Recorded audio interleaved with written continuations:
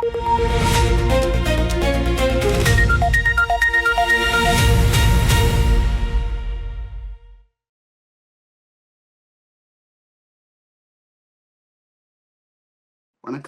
உலக தமிழ் உறவுகளே. மீண்டும் ஒரு உலக நகர்வுகள் நிகழ்வினூடாக உங்கள் அனைவரையும் சந்திப்பதில் மகிழ்ச்சி. இன்றைய இந்த நிகழ்ச்சியில் நான் அருள், என்னுடன் லண்டனிலிருந்து இராணுவ புலனாய்வு மற்றும் அரசியல் பொருளாதார ஆய்வாளர் கலாநிதி அருஸ் அவர்கள் இணைந்து கொள்கிறார். வணக்கம் அருள். அருஸ். வணக்கம் அருள். இலக்கு நேயர்களுக்கு அன்பு கலந்த வணக்கம். முக்கியமாக இன்று நான் நேரடியாகவே கேள்விக்கு வருகிறேன். சிங்கப்பூர்னது கப்பல் ஒன்று ஹோர்முஸ் வழியாக சென்று கொண்டிருக்கும் பொழுது ஈரானால் தாக்கப்பட்டிருப்பதான செய்தி வந்திருக்கிறது. இது ஏன் தாக்கப்பட்டது, இதற்கான காரணம் என்ன, இவ்வாறு இந்த ஒப்பந்தம் ஒன்று கைச்சாத்திடப்பட்டு ஒரு அமைதி முடிவுக்கு வருவதற்கான முயற்சிகள் நடைபெற்று கொண்டு ஹோர்முஸ் முனை திறக்கப்பட்டாச்சு, அதனூடாக நிறைய கப்பல்கள் போய் வருகின்றன என்ற சூழ்நிலை இருக்கிற பொழுது இந்த சம்பவம் ஏன் நடந்தது, இதற்கான காரணம் என்ன, IMF என்கின்ற அமைப்பும் தான் அதிலிருந்து இப்போதைக்கு தற்காலிகமாக விலகி இருப்பதாகவும் கூறியிருக்கிறது. இதை பற்றி கொஞ்சம் விரிவாக கூறுங்கள். இந்த ஹோர்முஸ் நீரிணை ஒரு மிகப்பெரிய ஒரு பேரம் பேசும் பொருளாக இந்த ஈரான் அமெரிக்க போரில் இருக்கின்றது. அதுதான் ஈரான் வெற்றிக்கு காரணமாகவும் இருந்தது. இப்போது அதை திறப்பது, அதில் பணம் வசூலிப்பது தொடர்பான இழுபறைகள் இருக்கின்றன அமெரிக்காவுக்கும் ஈரானுக்கும். அமெரிக்கா தான் 12 பில்லியனை தாரேன், 300 பில்லியனை தருகிறேன் என்றெல்லாம் சொல்லி ஈரானை ஒரு ஏமாற்றி அந்த நீரிணையை ஏதோ ஒரு வழியில் தான் கையகப்படுத்துவதற்கான அல்லது ஓமானுடன் இணைந்து தாங்கள் கையகப்படுத்துவதற்கான வழிமுறைகளை அமெரிக்கா பார்த்து கொண்டிருக்கின்றது. ஈரானுக்கும் அது தெரியும். இந்த 60 நாள் போர் 60 நாள் அந்த உடன்பாடு 60 நாட்கள் அந்த ஒரு இடைவெளி கிடைத்த தருணத்தில் ஹோர்முஸ் நீரிணை திறக்கப்பட்டதாக அமெரிக்கா அறிவித்தது. அமெரிக்காவின் பிரதான நோக்கமும் ஹோர்முஸை திறப்பதுதான்.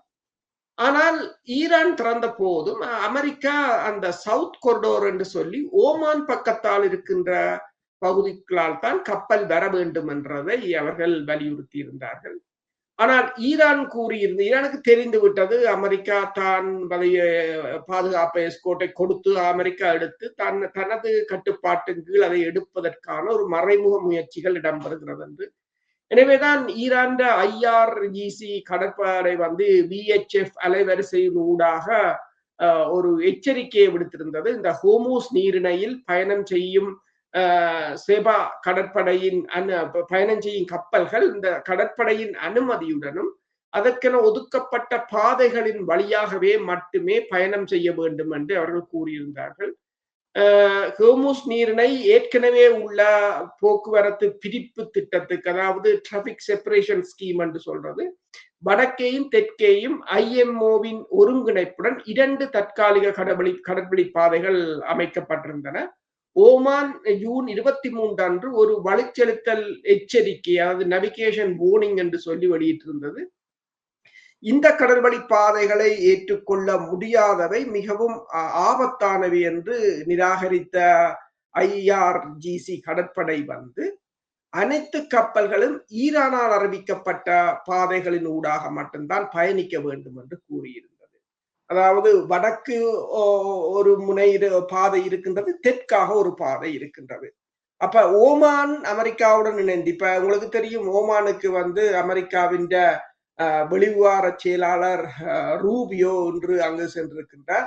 அப்ப அவர் அங்கு கூறியது என்னென்று சொன்னால், ஓமானுடன் என்கின்ற உறவு ஆழமாக இருக்கின்றது, நன்றாக இருக்கின்றது. ஹோர்முஸ் பகுதியில் கட்டணம் வசூலிக்கும் முறைமைக்கு நாங்கள் ஆதரிக்க போவதில்லை என்று ஓமான் தங்களிடம் கூறியதாகவும், இது குறித்து ஈரான் என்ன சொல்ல போகிறது என்பதை தான் அறிய ஆவலாக இருப்பதாகவும் கூறியிருக்கின்றார். அல்லது ஹோர்முஸ் நீரிணை வழியாக செல்லும் கப்பல்களுக்கு ஈரான் கட்டணம் அல்லது சுங்கவரி விதிக்கும் யோசனையை அவர் தான் கடுமையாக எதிர்ப்பதாகவும் கூறியிருந்தார். பணம் வசூலிக்க மேற்கொள்ளப்படும் எந்த முயற்சியும், அதாவது கப்பல்கள் மீதான போக்குவரத்தை நிறுத்திவிடும் என்றும் அவர் எச்சரித்திருந்ததாக கூறப்படுகின்றது. அதே சமயம் ஹோர்முஸ் நீரிணையினூடான கப்பல்களுக்கான கட்டணம் வசூலிக்க ஈரானை அனுமதித்தால் உலகம் முழுவதும் அது ஒரு தொற்று நோய் போல பரவிவிடும் என்றும் அவர் கூறியிருக்கின்றார். நீர்நிலைகளுக்கு அருகில் உள்ள உலகில் எந்த ஒரு நாடும் இது போன்ற ஒரு கட்டணத்தை விதிப்பதை எவ்வாறு தடுக்க முடியும் என்றும், அப்படி நடந்தால் குழப்பம் ஏற்படும், எனவே அது ஏற்றுக்கொள்ள முடியாது, உலகின் நீர்நிலைகள் யாருக்கும் சொந்தமானவை அல்ல என்ற விதியின் அடிப்படையில் செயல்படுகின்றன என்று கூறியிருக்கிறார். ஆனால் உலகில் உள்ள நீர்நிலைகள் யாருக்கும் சொந்தம் இல்லை. ஆனால் உங்களுக்கு வெனிசுலா சொந்தம், பசிபிக் ஓசன் சொந்தம், கியூபா சொந்தம், பனாமா கால்வாய் சொந்தம், இந்து சமுத்திரம் சொந்தம். அப்ப உங்களுக்கு எங்களுக்கு 10,000 மைலுக்கு அங்கால இருக்கிற உங்களுக்கு சொந்தம். ஆனால் ஹார்முஸ் நீரிணையை பொறுத்தவரையில் 21 மைல் தான் அதுண்ட அகலம். ஒரு நாட்டின் ஐக்கிய நாடுகள் சபையின் விதியின் அடிப்படையில் கரையிலிருந்து 12 மைல் அந்த நாட்டுக்குரியது. அப்ப இஞ்சாலி பக்கம் 12 மைல், அங்காளி பக்கம் 12 மைல் என்று வந்தாலே 24 மைல் வருது. இது அப்படி இல்லை, 21 மைல் தான். இப்ப இதற்குள் ஒரு பக்கம் ஓமானுக்காக இருக்கலாம், ஒரு பக்கம் ஈரானுக்காக இருக்கலாம். அதில் வேறு மாற்று கருத்து இருக்க முடியாது. அப்ப இவர்களுக்கு இப்ப பிரச்சனை என்னவென்று சொன்னால், இந்த நீரிணையினூடாக ஈரான் அதை பணத்தை பெற மெலிக்கிட்டால் ஈரானின் பொருளாதாரம் உயரும், ஈரான் தற்போது இருக்கிற நிலையை விட இன்னும் மேலெழும்பி விடும் என்றதான் அவர்களின் பிரச்சனை.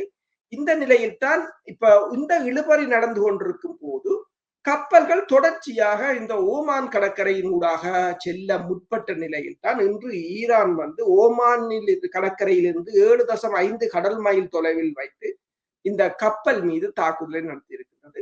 அதை UKMTO என்ற அமைப்பும் உறுதி செய்திருக்கின்றது. எனினும் அதில் இருந்தவர்களுக்கு காயமோ அல்லது சுற்றுச்சூழல் பாதிப்புகளோ ஏற்பட்டதாக தங்களுக்கு இன்னும் தகவல் கிடைக்கவில்லை என்று கூறியிருக்கிறது.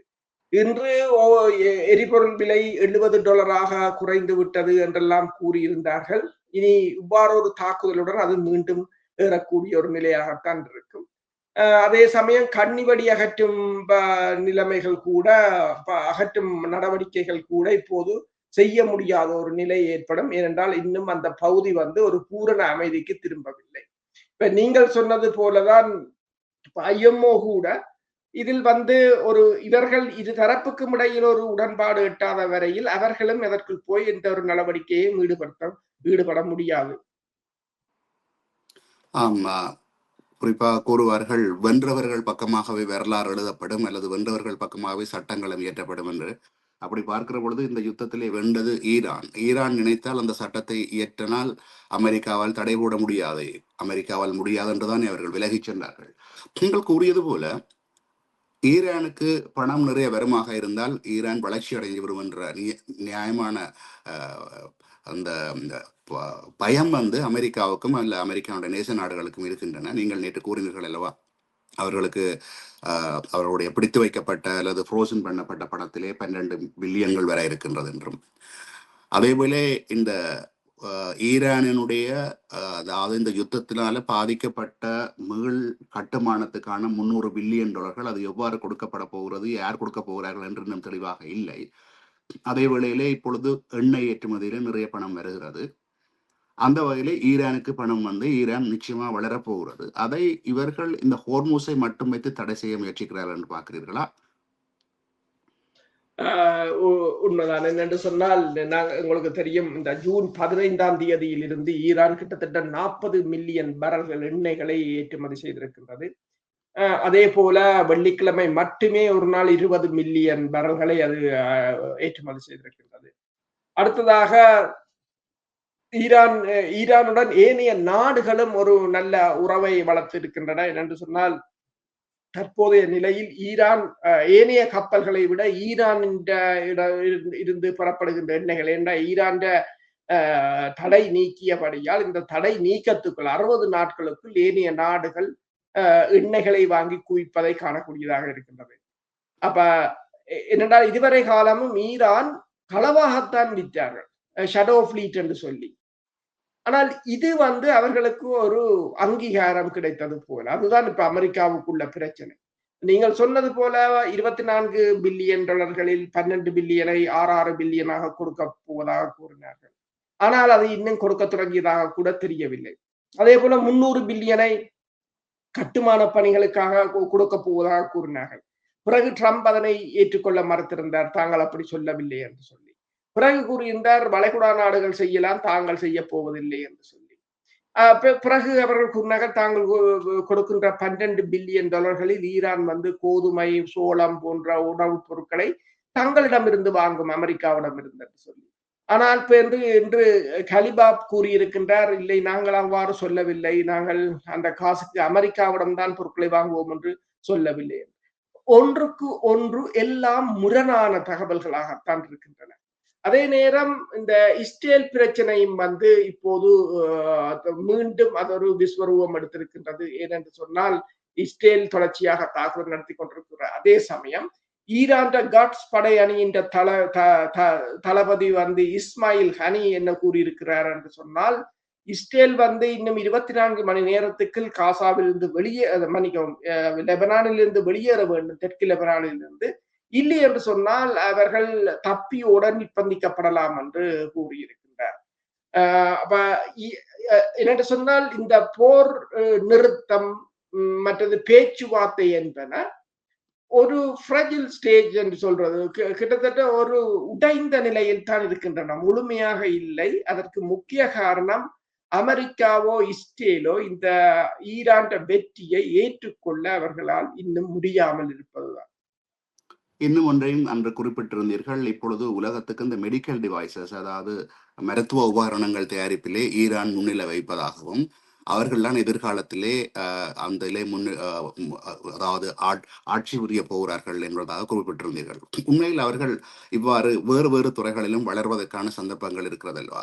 குறிப்பாக அந்த உலகத்துக்கு த கேனன் ஆஃப் மெடிசின் என்கின்ற புத்தகத்தை ஒரு பார்சிய நாட்டைச் சேர்ந்தவர் தான் எழுதி உலகம் முழுவதும் உள்ள மருத்துவங்களிலே தனித்தனி நாடுகளிலே தனித்தனி மொழிகளில் இருந்த எல்லாவற்றையும் தொகுத்து அந்த புத்தகத்தை தான் 600 வருடங்களாக ஐரோப்பியர்களும் அரேபியர்களும் பாவித்திருக்கிறார்கள்.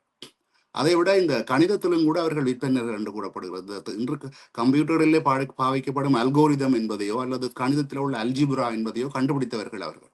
அந்த வகையிலே ஈரான் வேறு எந்தெந்த வகையிலெல்லாம் வளர்ந்து விடுவார்கள்? வெறும் ஆயுத தயாரிப்பு மட்டுமா, அல்லது பொருளாதார ரீதியாக அல்ல உலகத்துக்கு கணிதத்தை அல்லது தொழில்நுட்பத்தை அல்லது தொழில்நுட்ப உபகரணங்களை வழங்கும் அளவுக்கு வளர்ந்து விடுவார்களா? அவ்வாறு என்னென்ன சந்தர்ப்பங்கள் இருக்கின்றன ஈரான் வளர்வதற்கும் அல்லது உலகத்துக்கு இந்த பயம் ஏற்படுத்துவதற்கும் என்னென்ன இருக்கின்றன கூற முடியும்? ஈரான் மீது 40 வருட காலத்துக்கு மேற்பட்ட தடைகள் இருந்தன. ஆனால் தடைகள் இருந்த போதும் அவர்கள் தங்களிடம் இருந்த வளங்களை பயன்படுத்தி இவ்வளவு தூரம் வளர்ந்திருக்கிறார்கள்.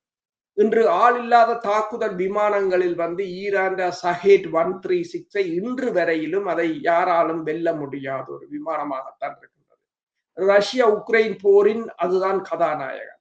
அதுதான் 2022ஆம் ஆண்டிலிருந்து அதுதான் அங்கு தாக்குதல்களில் முன்னணி விமானமாக இருந்தது. அது எத்தனையோ தடவைகள் நவீன விமானங்களை கூட அந்த விமானம் சுட்டு வீழ்த்தி இருந்தது. அதே போலதான் இப்ப ஈரானை பொறுத்தவரையில் ஈரான் அணுசக்தி திட்டமாக இருக்கலாம், அல்லது நீங்கள் கூறியது போல அந்த மெடிக்கல் டிவைசஸ் அந்த தொழில்நுட்பமாக இருக்கலாம். அவர்கள் அதாவது கூறினார்கள், நீங்கள் 50 அணு விஞ்ஞானிகளை கொல்லலாம் உங்களால், ஆனால் நாங்கள் எங்கள் பல்கலைக்கழகம் ஒவ்வொரு வருடம் 1000 அணு விஞ்ஞானிகளை உருவாக்கி கொண்டிருக்கிறோம் என்று சொல்லி. இந்த அவ்வாறுதான் அவர்களுக்கு மறுபலமாக நீங்கள் பார்த்தீர்கள் என்று சொன்னால், அவர்களுக்கு வடகொரியாவோ ரஷ்யாவோ அல்லது சீனாவிடமிருந்தோ அதிக தொழில்நுட்பங்கள் கிடைக்கின்றன.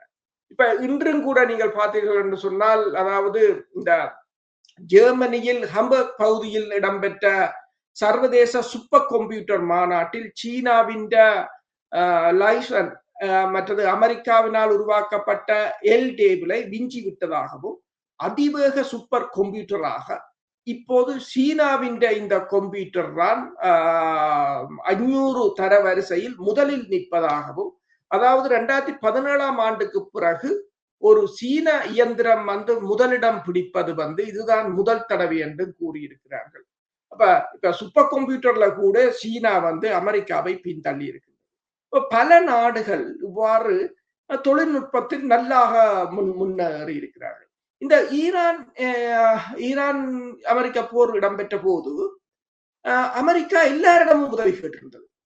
இன்று பாருங்கள், நேட்டோவின் அதிபர், நேட்டோவின் தலைவர் வந்து ஜெனரல் ரூட், அவர் மார்க் ரூட் கூறியிருக்கிறார் என்னன்னு சொன்னால், இந்த சண்டையின் போது ரொமேனியா, பிரித்தானியா, ஜெர்மனி, இத்தாலி, போலந்து போன்ற நாடுகளில் இருந்து கிட்டத்தட்ட 4000 தொடக்கம் 5000 விமான பரப்புகளை அமெரிக்காவின் விமானங்கள் செய்ததாகவும், இந்த நாடுகள் மறைமுகமாக தங்கள் வான்வெளியை 5000 விமான பரப்புகளுக்கு கொடுத்ததாகவும் கூறியிருக்கின்றனர்.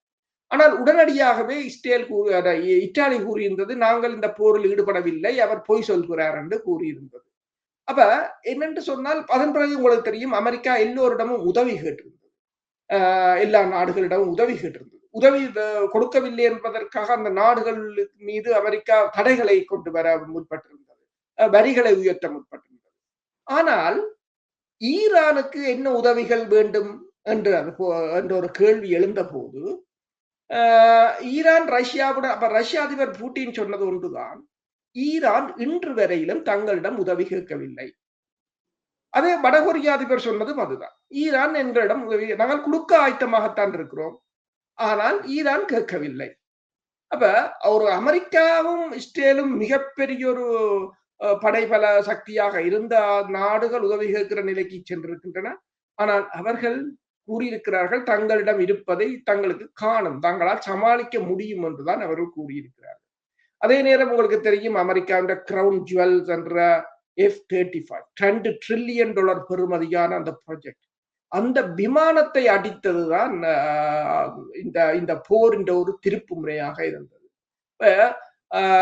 என்ன சொன்னா, அதுவும் கூட இந்த 538 மிசைல்ஸ் என்று சொல்றது SAM 67, அது வந்து அவங்களோட உள்ளூர் தயாரிப்பு. அந்த உள்ளூர் தயாரிப்பான அந்த ஏவுகணையை வைத்து விமானத்தை தாக்கினார்கள். விமானத்தின் பலம் என்ன, பலவீனம் என்ன, எல்லாவற்றையும் வடிவாக ஆராய்ந்தார்கள். நீங்கள் அவற்றை அந்த போரை பார்த்தீர்கள் என்று சொன்னால், வடிவாக எல்லாவற்றையும் நிதானமாக திட்டமிட்டு ஒவ்வொரு காயாக வடிவாக நகர்த்தி அந்த ஒரு அழகாக கொண்டு வந்து அந்த போரை முடித்திருக்கிறார்கள். இவர்கள் சிக்கப்பட்டு ஒரு வலையில் சிக்கியவர்களாகத்தான் நிற்கிறார்கள். எந்த வழியால் வெளிவருவது என்றதான் ஒரு மிகப்பெரிய ஒரு பிரச்சனையாக இருக்கின்றது.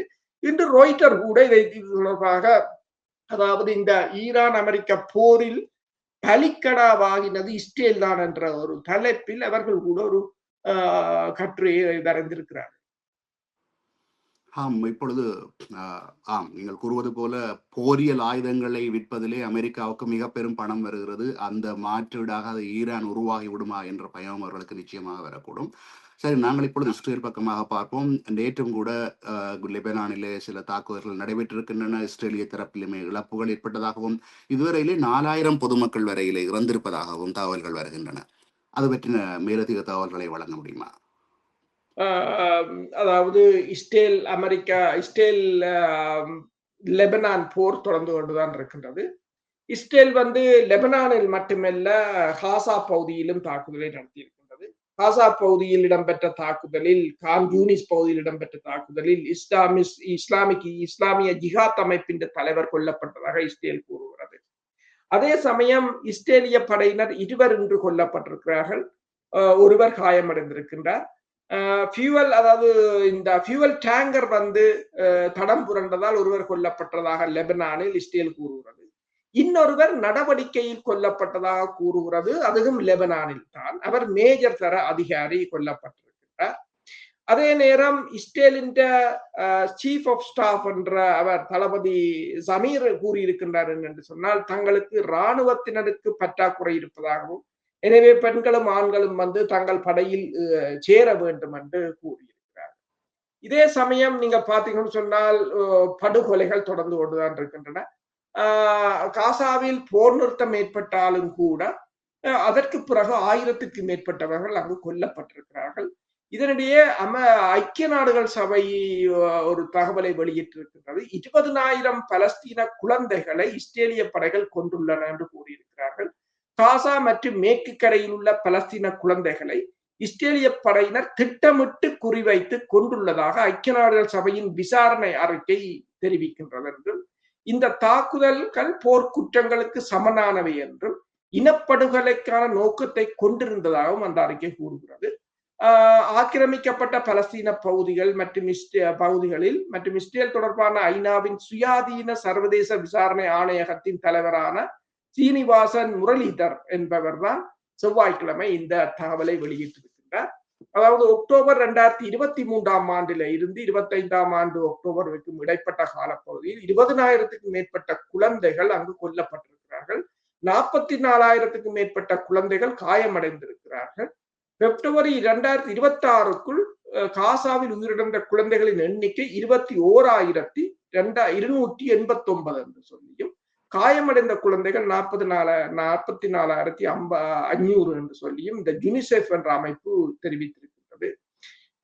அதாவது கொல்லப்பட்டவர்களில் சுமார் 30% குழந்தைகள். பலஸ்தீன் காசா பகுதியில் இதுவரை கொல்லப்பட்டவர்களில் 30% குழந்தைகள் என்று சொல்லியும் பாதுகாப்பான இடங்களுக்கு செல்லும் போது, கூடாரங்களில் தங்கி இருக்கும் போது, உதவி அதாவது சாப்பாடு கொடுக்கும் போது, அங்கு சாப்பாடு வாங்க போகும் போது, மற்றது இடம்பெயர்ந்த முகாம்களில் தங்கி இருக்கும் போது இஸ்ரேலிய படையினர் ஸ்னைப்பர் தாக்குதல் மூலம், ட்ரோன் தாக்குதல் மூலம் கூட குழந்தைகளை குறிவைத்திருப்பதாகவும், காசாவில் இனப்படுகொலை மனித குலத்துக்கு எதிரான குற்றங்கள் மற்றும் போர்க்குற்றங்கள், அத்துடன் மேற்கு கரை மற்றும் கிழக்கு ஜெருசலேமின் போர்க்குற்றங்கள் ஆகியவற்றை இஸ்ரேலிய அதிகாரிகளும் பாதுகாப்பு படையினரும் தொடர்ந்து செய்து வருவதாக சாட்டியிருக்கு. இப்ப என்னென்று சொன்னால், இப்ப நீங்க பாத்தீங்கன்னு சொன்னால் அந்த இஸ்ரேல் அவர்கள் ஐக்கிய நாடு சபை தெளிவாக கூறுகிறது, திட்டமிட்டு கொல்ல வேண்டும் என்றுதான் அவர்கள் கொண்டிருக்கிறார்கள். இந்த இடத்துல இன்னொரு விடயத்துக்கு வருகிறேன் நான். உலகம் முழுவதும் இந்த கால்பந்தாட்ட போட்டி விறுவிறுப்பாக நடந்து கொண்டிருக்கிறது. அதிலே அமெரிக்காவிலே 26ஆம் தேதி ஜூன் மாதம் ஒரு போட்டி நடக்கிறது. ஈரானுக்கும் எகிப்துக்கும் இடையிலான போட்டி. அதே நாளிலே அந்த ஊரிலே LGBTQ என்கின்ற அமைப்பினர் ஒரு பெரு விழா ஒன்றை எடுத்து அங்கே நடத்துகிறார்கள். அதனால் அந்த மேட்சுக்கு பிரைட் மேட்ச் என்று சொல்லி, பெருமைக்குரிய போட்டி என்று சொல்லி வைத்திருக்கிறார்கள். இந்த LGBTQ என்றது தெரிந்திருக்கும் இந்த ஓரின சேர்க்கையாளர்கள், எல் என்பது ஒவ்வொரு முதல் சொற்களை வைத்துக்கொண்டு LGBTQ என்று வச்சுக்கிறார்கள். லெஸ்பியன், கே, டிரான்ஸ்ஜெண்டர்ஸ் என்ற சொற்களை வைத்துக்கொண்டு, அதாவது இந்த ஈரான், எகிப்தோ இல்லை மத்திய கிழக்கில் உள்ள அரபு நாடுகள் அநேகமானவை இந்த ஓரின சேர்க்கைக்கு எதிரானவை. அங்கே சட்டங்கள் இறுக்கமாக இருக்கின்றன. அவ்வாறான நாடுகள் விளையாடுகின்ற ஒரு விளையாட்டிலே ஒரு அரசியலாக இந்த LGBTQ-னுடைய விழாவையும் சேர்த்து, அதிலும் ஏதோ இந்த ரெயின்போ என்று சொல்லப்படுகின்ற ஏதோ ஒளிப்பாய்ச்சுதல் ஒரு விழாவும் கூட நடைபெற இருப்பதாகவும் அதனை ஈரான் கடுமையாக எதிர்த்திருக்கிறது, அதை செய்ய வேண்டாம் என்று சொல்லி. இதெல்லாம் ஒரு திட்டமிட்ட ஒரு பழிவாங்கல் நடவடிக்கையாக அல்லவா இருக்கிறது அமெரிக்காவினுடைய? உண்மைதான். அவர்கள் எந்த ஒரு விதத்திலும் தங்களை விட ஏனைய இனத்தவர்களையும், ஏனைய மதத்தினரையும், ஏனைய இன மக்களையும் கேவலப்படுத்துவது அல்லது அவர்களை ப்ரொவகேட் பண்ணுவது என்று சொல்லி இந்த நடவடிக்கைகளை அவர்கள் தொடர்ந்து செய்து கொண்டுதான் இருக்கிறார்கள். சில சமயங்களில் இப்ப இந்த தடைகள் இருந்தாலும் அதை மதிப்பதோ, அவர்கள சமூக அல்லது அவர்கள கலாச்சாரங்களுக்கு மரியாதை கொடுப்பதோ மதிப்பதோ இல்லை. ஏன் நீங்கள் காசா லெபனானில் பார்த்தீர்கள் என்று சொன்னால் கூட இஸ்ரேல் தாக்கி அளித்ததில் பெரும்பாலானவை அவர்கள புராண தொல்லியல் இடங்களைத்தான் தாக்கி அளித்தார்கள். ஒரு இனத்தின் கலாச்சாரம் மற்றும் பண்பாட்டை அழித்து விட்டால் அந்த இனம் அழிந்து விடும் என்பது அவர்கள தத்துவம். எனவேதான் இந்த நிகழ்வில் கூட அவர்களை வெறுப்பேற்றுவதற்காக செய்யப்பட்ட ஒன்றுதான் இந்த நீங்கள் கூறியது போல இந்த நடவடிக்கை. இது காலங்காலம் இதைத்தான் அவர்கள் என்ன கூறுகிறார்கள் என்று சொன்னால், இதுதானா உலகத்தின் நாகரிகம் என்று கூறுகிறார்கள். அது இல்லாதவர்களை காட்டு மிராண்டிகள் என்று கருதுகிறார்கள். ஆனால் அதை செய்பவர்கள் தான் உலகத்திலே ஏதோ நாகரிகம் மிக்கவர்களாக இருக்கிறார்கள். முழுக்க இவர்கள் செய்வது எல்லாம் என்னென்று நீங்கள் பார்த்தீர்கள் என்று சொன்னால், முழுக்க ஏனைய நாடுகளையும் ஏனைய இனங்களையும் அழிப்பதற்கான முன்முயற்சிகள். உதாரணமாக நீங்கள் பார்த்தீர்கள் என்று சொன்னால், இன்று ஒரு தகவல் வந்திருக்கின்றது. இந்த ICC என்ற இன்டர்நேஷனல் அதாவது சர்வதேச குற்றவியல் நீதிமன்றத்தில் இருந்து மூன்றாவது நாடாக நைஜர் வந்து வெளியேறி இருக்கின்றது. அதாவது அவர்கள் என்ன கூறுகிறார்கள் என்று சொன்னால், நவகாலனித்துவ சார்பு நிலை கொண்டிருப்பது இந்த இந்த ஐசிசி வந்து நவகாலனித்துவ சார்பு நிலையில் தான் அது இயங்கி வருகிறது என்று சொல்லியும், அவர்கள் அமைதி மற்றும் நீதியை விரும்பும் மக்களிடம் இந்த நீதிமன்றம் பெரும் நம்பிக்கையை ஏற்படுத்தி இருந்தாலும் அது தவறாக பயன்படுத்தப்பட்டுள்ளது என்றதை காரணம் காட்டித்தான் அவர்கள் வெளியேறி இருக்கிறார்கள். அதற்கு முதல் நீங்கள் பார்த்தீர்கள் என்று சொன்னால், இந்த இந்த நீதிமன்றத்தில் இருந்து புருண்டி வெளியேறி இருந்தது 2017ஆம் ஆண்டு. அதற்கு பிறகு 2018ஆம் ஆண்டு பிலிப்பைன்ஸ் அதிலிருந்து வெளியேறி இருந்தது. இப்போது நைஜர் வெளியேறி இருக்கிறது. இந்த அமைப்புகள், இந்த நிறுவனங்கள் எல்லாம் மேற்குலகம் சார்ந்ததும், அவர்கள் செய்வதை ஒரு ஜனநாயகமாகவும் அவர்கள் செய்வதுதான் நல்லது போன்றது சித்தரிப்பதற்காக உருவாக்கப்பட்டவையே தவிர இது ஏனைய நாடுகளுக்கு ஒரு நன்மை பயக்குமானவையாக இல்லை. இப்போது இந்த அதாவது இந்த உலகக்கோப்பை விளையாட்டை கூட அமெரிக்கா அரசியல் மயப்படுத்தித்தான் இருந்தது. விசாவை கொடுப்பு தடுத்தது அவர்களுக்கு. ஏன் ரஷ்யா கூட ரஷ்யாவின் கொடியில் விளையாட முடியாது என்று கூட வைத்திருந்தார்கள். நல்லது. இப்பொழுது ஒரு காலையிலே ஒரு செய்தி இங்கே ஆஸ்திரேலியாவில் உள்ள news.com.au வந்திருக்கிறது. ஈரானுடைய செல்வாக்குமிக்க ஆயுத குழுவினால் ஆஸ்திரேலிய மண்ணிலே தாக்குதல் ஒன்று நடைபெற இருப்பதாகவும் உளவுத்துறை எச்சரிக்கை விடுத்திருப்பதாகவும். என்னுடைய கேள்வி என்னவென்றால், ஈரான் வந்து வெளிப்படையாகவே எல்லோருக்கும் தெரியும், ஹிஸ்புல்லாவுக்கு உதவி செய்கிறது, ஹவுதிகளுக்கு உதவி செய்கிறது, தன்னோடு அருகில் உள்ள, அதாவது குறிப்பாக இஸ்ரேலுக்கு எதிரான இஸ்ரேலுக்கு தங்களுடன் சேர்ந்து இஸ்ரேலுக்கு எதிரான அந்த அமைப்புகளுக்கு உதவி செய்வது உண்மை. இவ்வாறு நாடு கடந்த பயங்கரவாத நடவடிக்கைகளை ஒரு ஐசிஸ் செய்வது போலத்தான் அதை வர்ணிக்கிறார்கள். செய்கின்ற பழக்கம் ஏதும் ஈரானிடம் இருந்ததா, இருக்கிறதா? இதுவரையில் ஈரான் வெளிநாடுகளில் எந்த ஒரு தாக்குதலையும் நடத்தியதற்கான சான்றுகள் இல்லை. ஐஎஸ்ஐஎஸ் நடத்தியது. ஆனால் ஐஎஸ்ஐஎஸ் நடத்தியதில் நீங்கள் பார்த்தீங்கன்னு சொன்னால் ஐஎஸ்ஐஎஸ்ஐ உருவாக்கியவர்கள் யார் என்று பார்த்தால் மேற்குலகம். ஐஎஸ்ஐஎஸ் உருவாகியது, தாக்குதல் நடத்தியது. ஆனால் இதுவரையில் இஸ்ரேலில் தாக்குதல் நடத்தவில்லை. ஏனைய இடங்களில் தான் நடத்துகிறார்கள் என்னும் போது அவர்கள் யாருக்காக, என்ன நோக்கத்துக்காக உருவாக்கப்பட்டவர்கள் என்று தெரியும். ஒவ்வொரு தேசத்திலும் ஆட்சி மாற்றத்தை ஏற்படுத்துவதற்காக ஆப்பிரிக்க நாடுகள், அரபு நாடுகள், ஆசிய நாடுகளில் தான் அவர் அந்த ஐஎஸ்ஐஎஸ் என்ற நடவடிக்கைகள் இருந்தன. ஏன் ஐஎஸ்ஐஎஸ் ஒரு பிரதிநிதி தான் இப்போது சிரியாவின் அரசு தலைவராகவும் இருக்கின்றார். முன்னர் அவர் தலைகளை வெட்டியவர் தான் இன்று அவ்வாறு இருக்கின்றார். மேற்குலகம் தாங்கள் நினைக்கும் போது தங்களுக்கு தேவை என்றால் அவர் பயங்கரவாதி இல்லை, தேசியவாதி. தேவையில்லை என்று சொன்னால் பயங்கரவாதி. பயங்கரவாதம், இந்த அணுகுண்டு, அணு ஆயுதங்கள், பயாலஜிக்கல் வெப்பன்ஸ், இதெல்லாம் அவர்கள் தங்கள நலன்களுக்காக பயன்படுத்துகின்ற வாசகங்களை தவிர அதுல வேறொன்றும் இல்லை. இப்ப ஈரான் மீதான உலகத்தில ஒரு கரை பூசுவதற்காக மேற்கொள்ளப்பட்ட ஒரு பிரச்சார நடவடிக்கை தான் இது. குறிப்பாக இஸ்ரேலும் அமெரிக்காவும் இணைந்தாக இருக்க முடியும் அல்லவா? உண்மைதான்.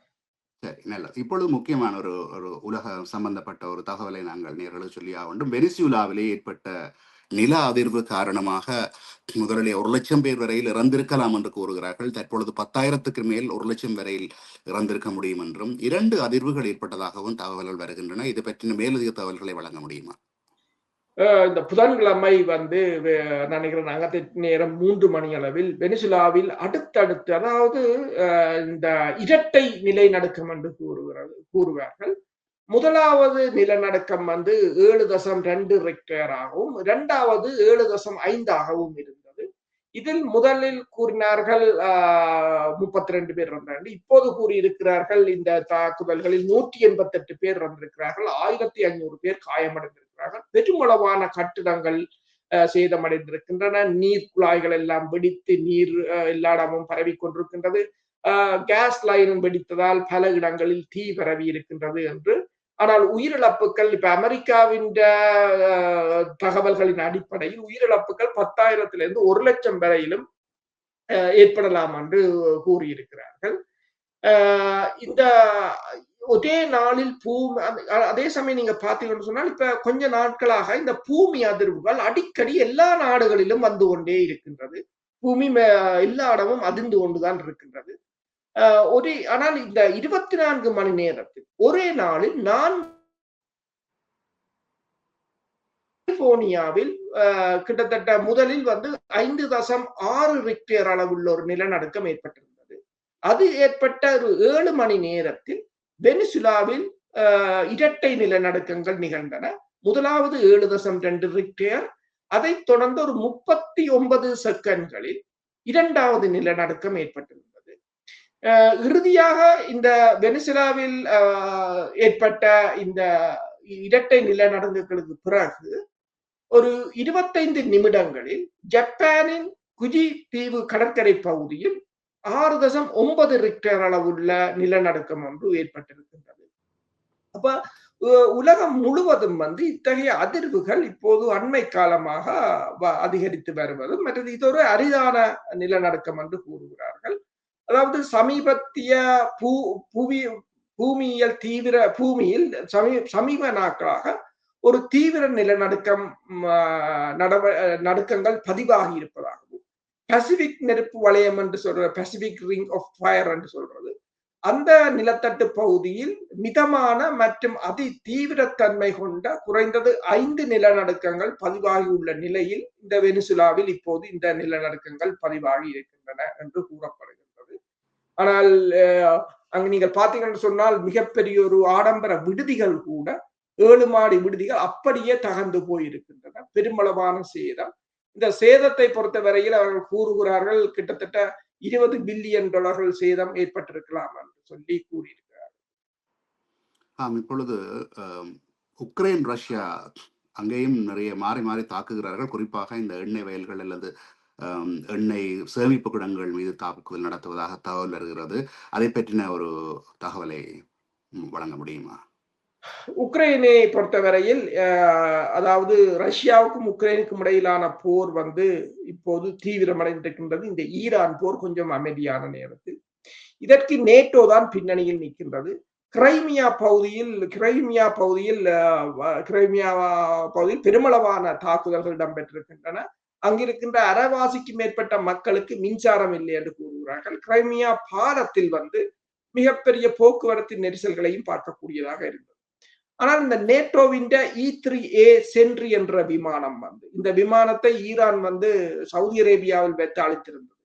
இந்த விமானம் வந்து ஏவுகணைகளை ட்ரோன்கள் நடமாட்டங்களை கண்காணிக்கக்கூடிய விமானம். இந்த விமானம் இந்த கிரைமியா பகுதியில் காணப்பட்டதாக கூறப்படுகிறது. அப்ப நேட்டோ தான் தகவல்களை எடுத்து கொடுக்கிறார்கள் என்று கூறுகிறார்கள். அதே சமயம் இதற்கு பதிலடியாக ரஷ்யாவும் வந்து கிட்டத்தட்ட 150 பெட்ரோல் ஸ்டேஷன்களை தகர்த்திருக்கிறது உக்ரைனில்.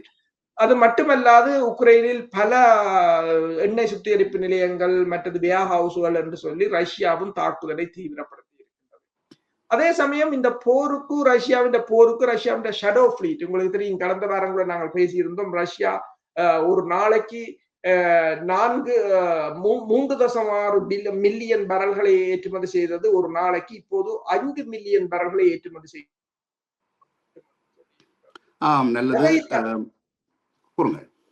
அதை தடுப்பதற்காக இந்த ஷடோ ஃபிளீட்டை கைப்பற்றுவதற்காக இன்று பிரான்ஸ் வந்து இந்த ரஷ்யாவின் டெலிவர் என்கிற கப்பலை வந்து சிசிலி கடற்பகுதியில் வைத்து கைப்பற்றி இருப்பதாக கூறியிருக்கிறார்கள். அப்ப இதன் நடவடிக்கை என்னன்னு சொன்னால் நேட்டோ அதாவது ஐரோப்பிய ஒன்றியம் இதில் நேரடியாக ஈடுபட்டிருக்கிறது. நல்லது. இத்துடன் இந்த நிகழ்ச்சியை நாங்கள் நிறைவு செய்து கொள்ளுகிறோம். மீண்டும் ஒரு நிகழ்ச்சியில் உங்கள் அனைவரையும் சந்திக்கும் வரை நன்றி, வணக்கம். நன்றி, வணக்கம்.